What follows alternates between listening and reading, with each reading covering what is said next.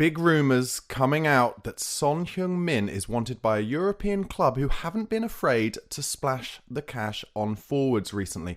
Meanwhile, Spurs have, in my opinion, embarrassed themselves by appealing Rodrigo Bentancur's racism ban. And I'll bring you my preview to the massive Manchester City versus Tottenham game on Saturday evening. All this and more on today's episode of the Spurred On podcast. But before I get onto it, guys, some huge news.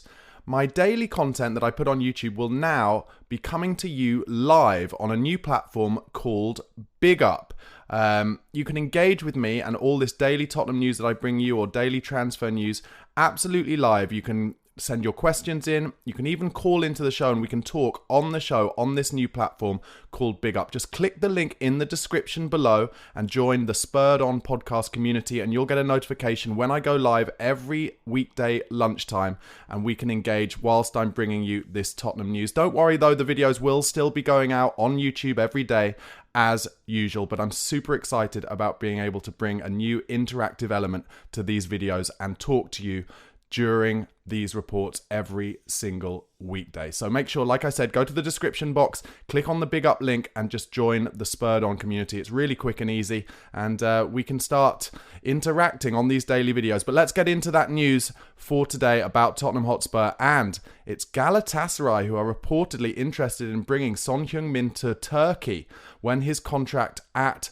Tottenham expires. Or perhaps, will they go big and try and bid for him in January, trying to push Daniel Levy to have to make a decision on the face of the club? For me, it's very unlikely that Levy would want to sell Son Heung-min. All the reports are that the extra 1 year deal that is part of his contract, by which I think it was like a 5 years plus one, where there was an option that the club and the player had to decide on together. I think from all the reports are they're going to want to extend that contract by that year at least. However, with Galatasaray sniffing about, let me know what you think in the comments. Is it time to potentially try and take some money for the person that I describe as the face of the club, our elite finisher, Son Heung-min, the best player other than Harry Kane over the last 10 years? I will stick to my guns on this.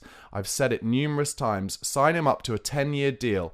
Keep him till the end of his playing career, then have him as a coach or an ambassador or whatever he wants to do for the club. Son Heung-min is Tottenham Hotspur. I do not want to see him playing in any other team's shirt. However, that's not to say that maybe he might want one last move in his career. Maybe he's seen how Victor Osimhen is doing in Turkey, absolutely adored by those passionate, crazy Galatasaray fans. And maybe Galatasaray are looking at when Victor Osimhen goes back to Napoli on loan and presumably will get a big move elsewhere, who can they replace him with who will excite the fans as much as Osimhen has currently?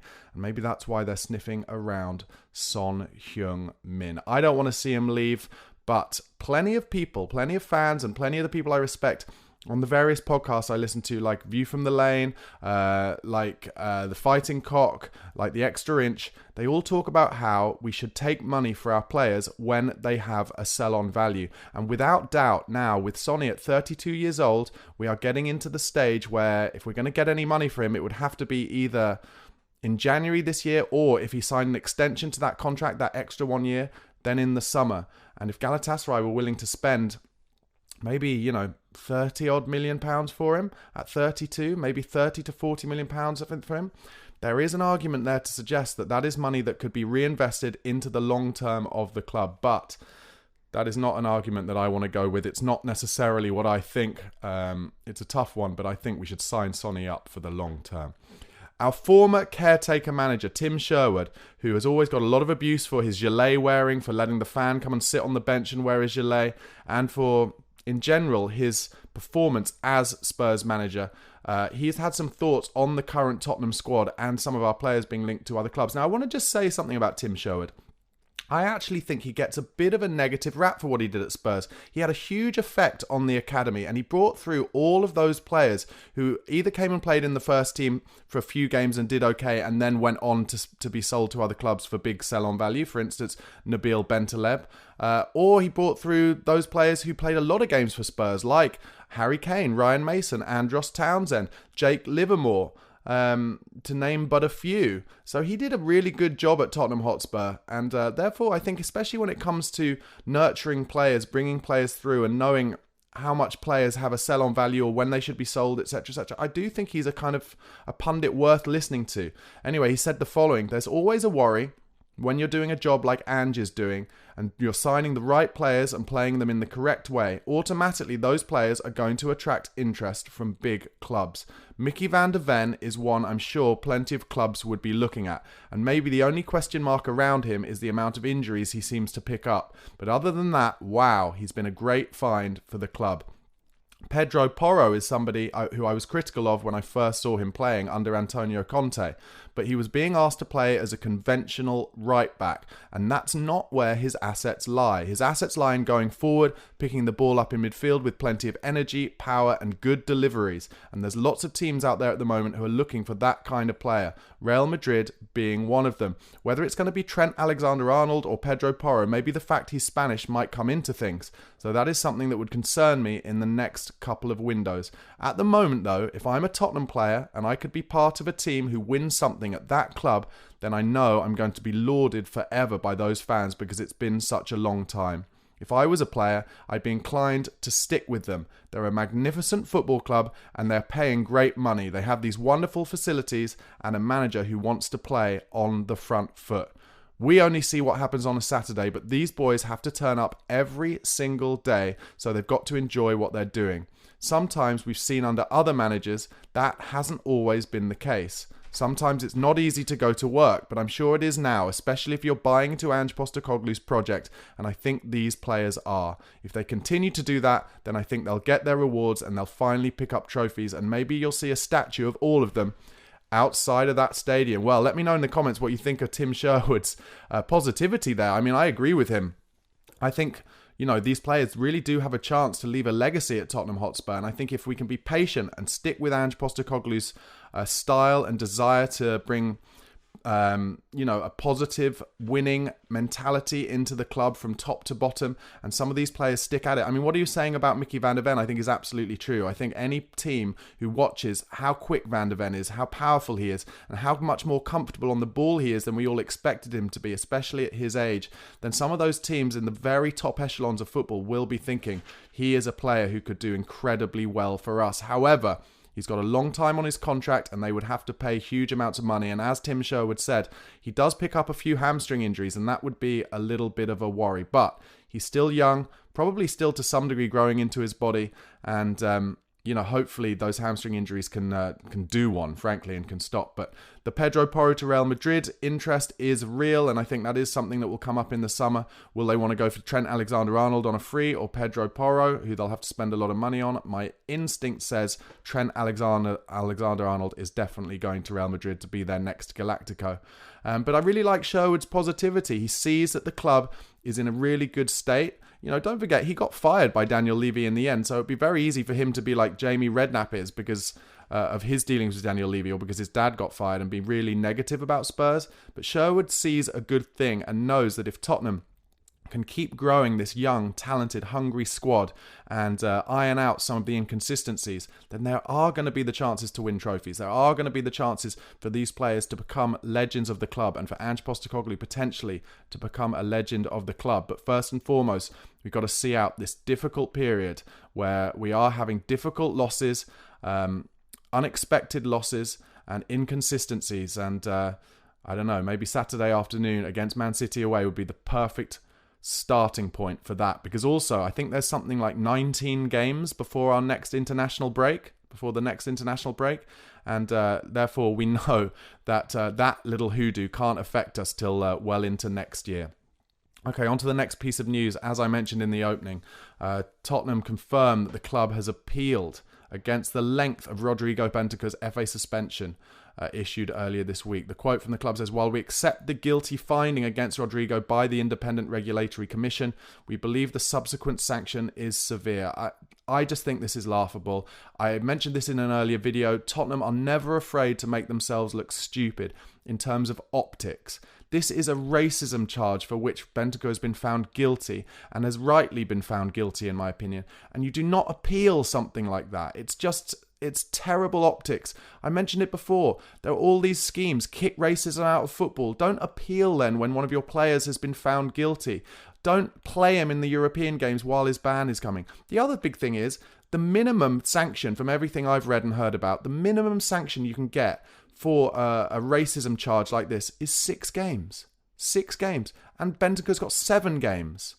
And I imagine that 7th game has been added on because of his, in my opinion, poor attempt at a defence for what he did. So the best they could do if their appeal is accepted is 1 game. I don't think it is worth the optics in which that makes Tottenham look for that 1 game. And I'm very disappointed with the club. And once again, I said it yesterday or maybe the day before, it wouldn't surprise me if they appealed. And there you have it. Every single time when you expect something negative to happen with the club, it does happen. And I like to think of myself as a glass half full Spurs fan. I really do. But when it comes to the optics and the board and Daniel Levy sometimes making decisions that just do not help him, this is another one, in my opinion. Tottenham fullback Danny Rose has been out and about on the podcast and speaking to journalists. And he's got some more quotes about his experience of working with Jose Mourinho and that All or Nothing documentary. He said, "I only worked under Jose for 8 or 10 weeks. I didn't really have a relationship with him. It was just a normal player-manager relationship. Hello, good morning, how are you, etc." Well, obviously he came in and he had this approach of wanting to build with 3 centre-backs and then having the right-back as the outlet. And obviously my game was more not offensive, but I enjoyed being offensive. His system was that the left-sided player at the back 4 would be a centre-back who's not going to be adventurous and go forward. Already, my days were numbered at the club when he wanted to adopt that approach. So, in 10 weeks, it wasn't like there was a huge falling out or anything like that. That conversation that you see on the All or Nothing documentary is a completely normal conversation. If any player who's not playing on a Saturday, then the first thing they'll do is knock on the door. Also, when Pochettino was there were no cameras in his office. He didn't allow that. So when I've gone to knock on Jose's door, I'm assuming there are still no cameras in that office. But they've put one in and I didn't know it. That chat was in December. I then went on loan to Newcastle in January. I didn't get notified about the camera in Jose's office by one of the lads until May. I got this and they're putting it in, he was told. So yeah, I wasn't happy and I had to get legal advice about it. Well, this is something that Danny Rose has talked about before. Listen, I love Danny Rose. He was an important player for Tottenham Hotspur and I think Mauricio Pochettino really got the best out of him. Played a lot of games for England. And he's right, he was really excellent going forward. He was a decent finisher actually when he got in good positions in the box. Really good finisher. But it seemed like the writing was on the wall as soon as Jose arrived. And actually, I think Danny Rose may well have been one of those people that Pochettino was alluding to when he talked about the club needing to do a painful rebuild. One of those players who probably reached and gone over the top of his peak in terms of fitness, in terms of ability to just work 110% every game, to press really high.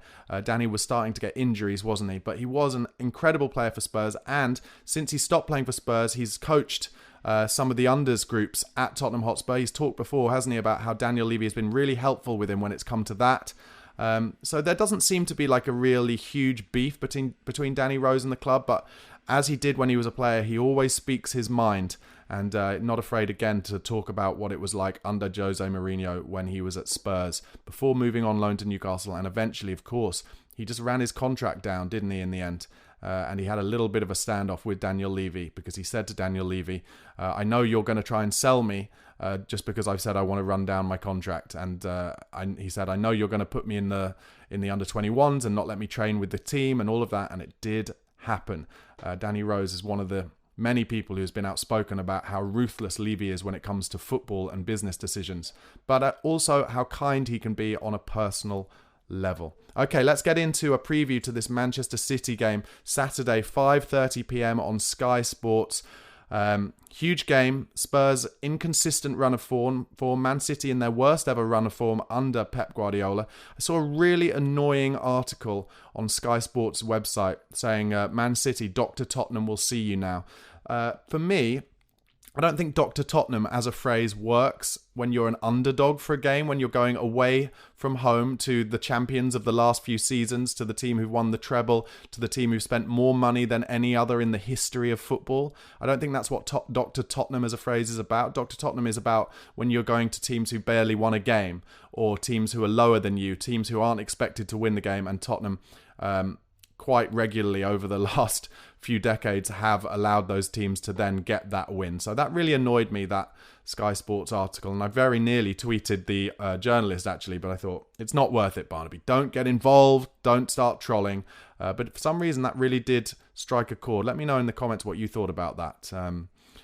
Yeah, I thought it was weird. And of course, next week when I'm doing these videos live on Big Up, you can send in comments as I do this report and we can talk about it live on the show. Like I said earlier on, to engage with me live on these videos every single weekday, just go to the description box and see the Big Up link and click and sign up to the Tottenham the Spurred On podcast, community.